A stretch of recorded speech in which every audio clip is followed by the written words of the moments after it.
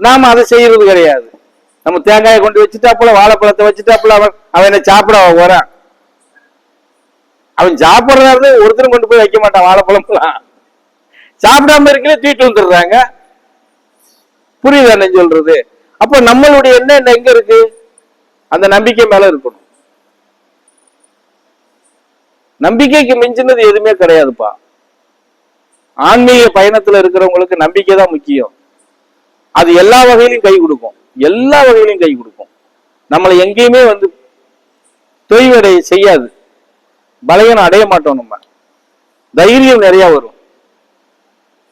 எதுவா இருந்தாலும் பார்த்துக்கலாம், அது எந்த பிரச்சனையா இருந்தாலும் சரி பார்த்துக்கலாம் அப்படிங்கிற எண்ணம் தான் வரும். அது நம்ம இறைவனை சார்ந்து நின்று நம்ம அந்த இடத்துக்கு போகும்போது அந்த பிரச்சனையை நமக்கு முன்னாடி காணாம போயிடும். புரிஞ்சதை நான் சொல்றது? இதை நாங்க அனுபவிச்சுக்கிட்டு இருக்கிறோம். இந்த நடைமுறை பிரச்சனைகள் நாங்க அனுபவிச்சுக்கிட்டு இருக்கிறோம். அந்த அனுபவத்துல இருக்கிறோம் நாங்க. அதனால உங்களுக்கு நாங்க அதை சொல்றோம், எடுத்து சொல்றோம். நீங்க தான் சொல்லுவீங்களே, என்ன நான் பெற்ற இன்பம் வையகமும் பெறணும்னு சொல்ற மாதிரி, இப்ப நான் பெற்ற இன்பம் நீங்க எல்லாரும் பெறுங்க அப்படின்னு தான் சொல்றோம். இதுக்கு கூட ஒரு காரணம் இருக்கு. இது கூட நான் இந்த பாட்டு பாட வேண்டாம், கூட்டம் கூட வேண்டாம், நான் பாட்டுக்கு ஒண்ணு அப்படி ஒரு செட்டை போட்டு விட்டுட்டு நான் பாட்டுக்கு உட்காந்துக்கிட்டு இருந்துட்டு போயிடலாம். இந்த பாலாப்பூன மகராசன் என்கிட்ட கடைசியில ஒரு வாக்குறுதி வாங்கிட்டாரு. சரியா?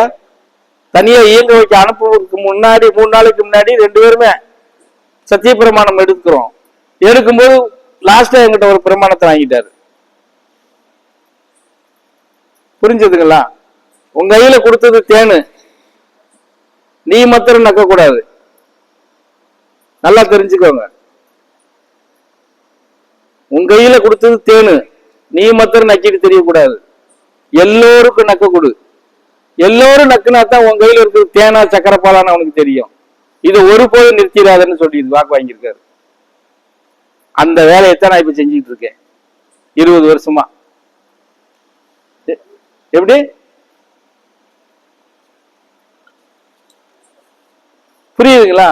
இந்த வார்த்தைக்கு நீங்க என்ன எடுத்துக்கிறீங்க? புரியுங்க? கொடுத்தது தேனு, நீ மாத்திரம் நக்க கூடாது. எல்லாரும் கொடுக்கணுங்கள, எல்லாரும் நக்க விடணும். இதை எப்படி புரிஞ்சுக்கிறீங்க? இப்ப நான் சொல்ல போய் உங்களுக்கு தெரியுது, சொல்லலைன்னா என்ன தெரியும்? அது எப்படி எல்லாருக்கிட்டையும் கையை கொடுத்து நக்க சொல்றது? அப்படித்தானே வரும். புரிஞ்சதுங்களா? அது பரிவார. அப்படித்தான் பாடம் நடத்துவாரு எங்க சாமி. அதுலதான் நம்ம கத்துக்கிறோம். நாங்க அதுலதான் கத்துக்கிட்டவங்க. இப்படி எல்லாம் எளிமையான இப்படி தூய தமிழ்ல எல்லாம் அவர் பேச மாட்டாரு, நடத்தவும் மாட்டாரு. புரிஞ்சதா சொல்றது?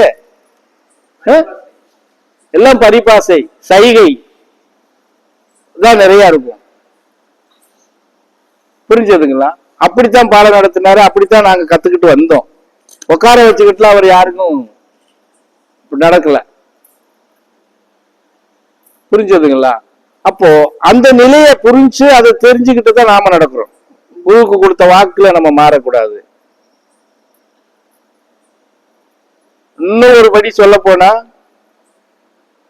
ஆனா சொல்லக்கூடாது இருந்தாலும் சொல்றேன், குருவுக்கு மிஞ்சின சிஷியன் இவன். தெரிஞ்சுக்கோங்க. எங்க சாமியை கட்டி போட்டதோ அவரை நிக்க வச்சதோ எவனும் கிடையாது, இந்த ஒருத்தனை தவிர. அவர் இருக்கிற காலத்திலே சொல்லுவாரு, ஆமா, தேவடியாளுக்கு பிறந்த பலவற்ற பயில நீ ஒருத்தன் தானே என்னை கட்டி போடுற, எந்த பேரை என்னை கட்டி போட்டது இல்லடா அப்படின்னு. புரிஞ்சதா? அதுக்கு உண்டான யுக்தியும் அதுக்கு உண்டான பயிற்சியும் அவர் தான் கொடுத்தாரு, வேற யாரும் கொடுக்கல. கொடுத்ததை நம்ம கரெக்டா வச்சு நடைமுறைப்படுத்தணும்ல. நம்ம மட்டும் உதாசனப்படுத்திட்டு போயிட்டு அது நம்மகிட்ட எப்படி இருக்கும்? புரியுது என்ன சொல்றது? நீங்க எல்லாம் இருமுடி கட்டி போயிருக்கீங்க எல்லா கோயிலுக்கும். நானும் இந்த சாமிக்கு இருமுடி கட்டி இருக்கிறோம். எதை தெரியுமா? அவர் வெளியே போன கழிவை நாங்க இருமுடி கட்டி எங்க தலையில சுமந்துருக்கிறோம் பயிற்சியில. புரியுதா? எது உண்மையான இருமுடி இப்ப சொல்லுங்க பாப்போம். இவங்க கட்டிட்டு போற இருமுடி உண்மையா, இல்ல நாங்க எங்க பகவான் கிட்ட கட்டிட்டு போனது உண்மையான இருமுடியா? சொல்லுங்க சாமி.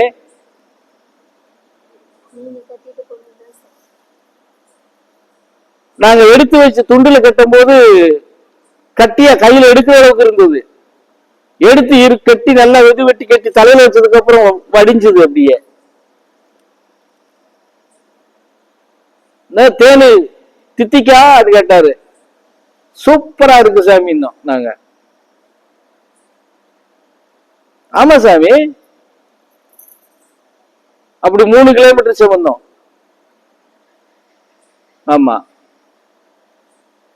பயிற்சினா சும்மா அப்படி இப்படி எல்லாம் ஒண்ணுங்க கொடுக்கல அவரு. பழனியில பஸ் ஸ்டாண்ட்ல பப்ளிக் கக்கூசு செப்டிக் டேங்க நாங்க உள்ள இறங்கணும். இந்த கண்ணு மாத்திரம் தான் தெரிஞ்சது.